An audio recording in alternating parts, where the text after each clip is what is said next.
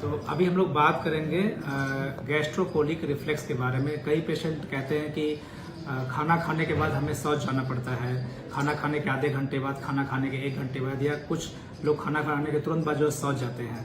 तो हमें जानना चाहिए कि ये नॉर्मल फिनोमेना है या एबनॉर्मल।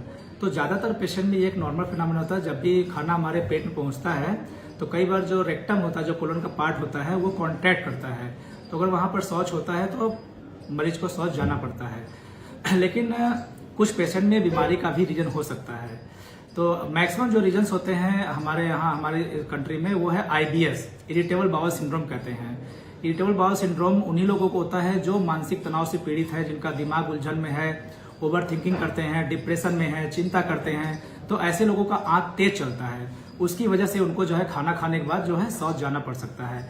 इस बीमारी को हम लोग इरिटेबल बाउल सिंड्रोम कहते हैं। और अगर देखा जाए तो ये 80-90% केसेज में यही बीमारी होती है। लेकिन कुछ सिम्टम होते हैं, कुछ अलार्म साइंस होते हैं जो हमें जानना चाहिए, जैसे कि लैट्रिन में खून आना, वजन का गिरना, खून का कमी होना, उम्र 50 साल के ऊपर होना।